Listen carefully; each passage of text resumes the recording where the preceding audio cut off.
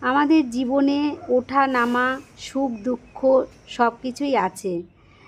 এইগুলোকে সব কিছু ভুলে গিয়ে সামনের দিকে এগিয়ে যদি যেতে পারি সেটার নামই হলো জীবন। আর এই রকমভাবে যদি আমরা সব কিছু ভুলে সামনের দিকে এগিয়ে চলি না, তাহলে কিন্তু আমরা জীবনে অনেক সুখী হতে পারবো, অনেক কিছু ভুলে থাকতে পারবো, অনেক আনন্দে থাকতে পারবো। তো চলো আজকের ব্লগটা আমি এখন থেকে শুরু করছি। আশা করছি তোমরা যে যেখানে আছো সবাই খুব ভালো আছো, সুস্থ আছো। আমিও বেশ ভালো আছি।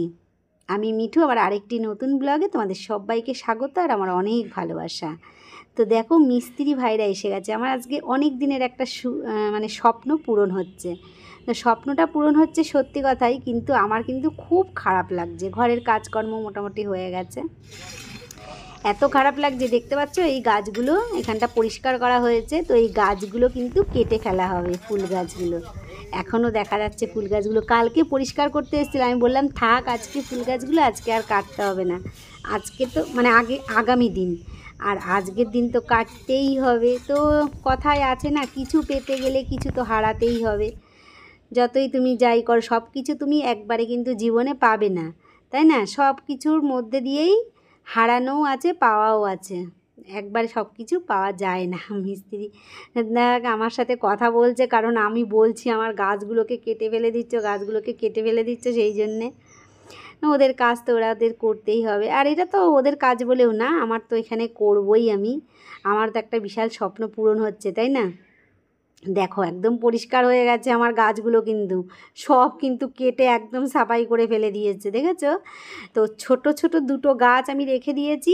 হচ্ছে তোমার একটা হলো থোপা টগর আর একটা হলো তোমার লাল পঞ্চজবা। তো ওই দুটো ওরা বলেছে পুঁতে দেবে টবে। এখনও পর্যন্ত জ্যান্ত আছে, এটাই যা। কি করব বলো?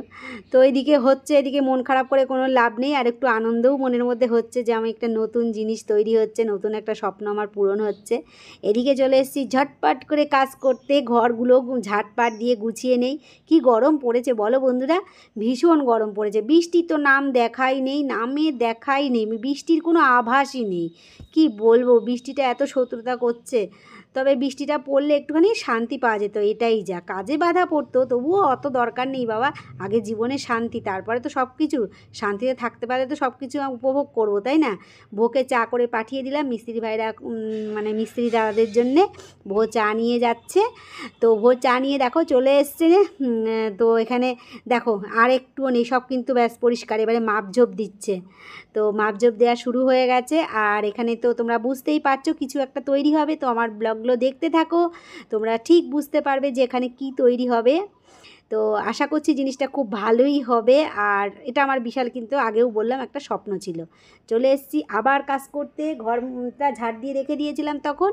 এইবারে এসেছি ঘরটা মুছতে, ঘরটার সাথে যুদ্ধ করতে। আর কি বলবো, কি কষ্ট যে হচ্ছে তোমাদেরকে কি বলবো। এত গরমে আর এই কাজগুলো করতে যে এত কষ্ট হয়, কিন্তু কি বলবো, আমার বোঝার মতন, এই দুঃখ জানানোর মতন তোমরা ছাড়া আর কেউ নেই। কেউ বুঝবেই না।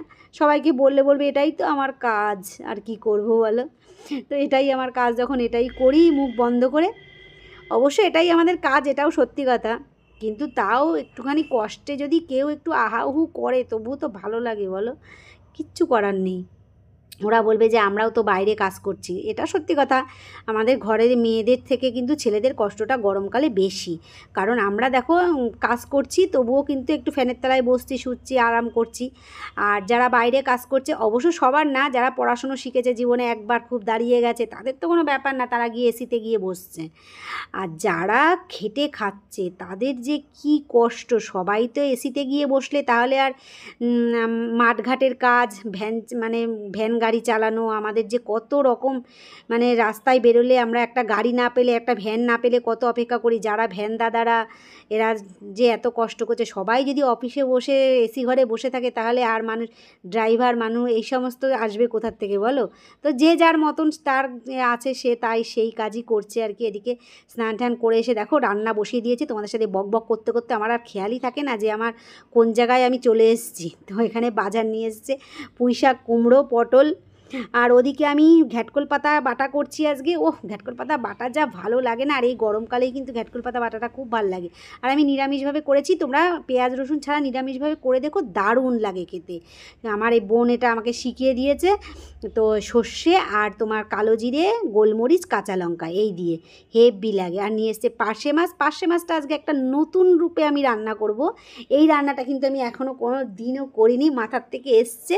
তো করে আজকে খেয়ে দেখবো কেমন হয়েছে, তারপর তোমাদেরকে বলবো।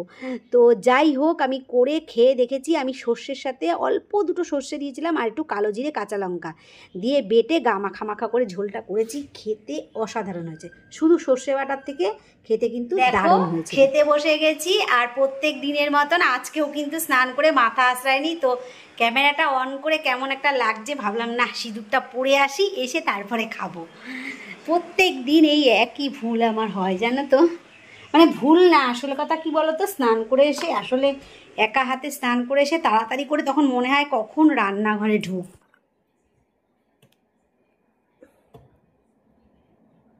মাথা পরে আঁচড়াবো, এখন একটু সিঁদুর পরে নিই।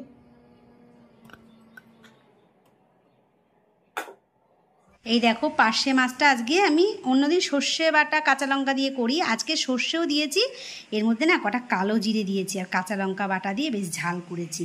কেমন হবে খেতে জানি না, আগে খেয়ে দেখি তারপরে জানাবো তোমাদেরকে। পার্শে মাছটা খেয়ে দুপুরবেলা স্ট্যান্ড ফ্যান ছেড়ে লম্বা একটা ঘুম দিলাম। ঘুমের থেকে উঠেই ভোর সন্ধ্যেবেলা বায়না, ও দুপুরবেলা ইসের থেকে নিয়ে এসেছিলো স্মার্ট পয়েন্ট থেকে ওই ম্যাগি নিয়ে এসছে, একটা নতুন ধরনের ম্যাগি উঠেছে ওদের, তো সব সময় ওই দিকেই লক্ষ্য, কী খাবার নতুন উঠলো। তো শিগগিরই করে দাও করে দাও করে একেবারে মাথা খেয়ে ফেললো, করে দিলাম, ঝটপট করে বানিয়ে দিলাম। এটা আমি শর্ট ভিডিওতে দিয়েছি।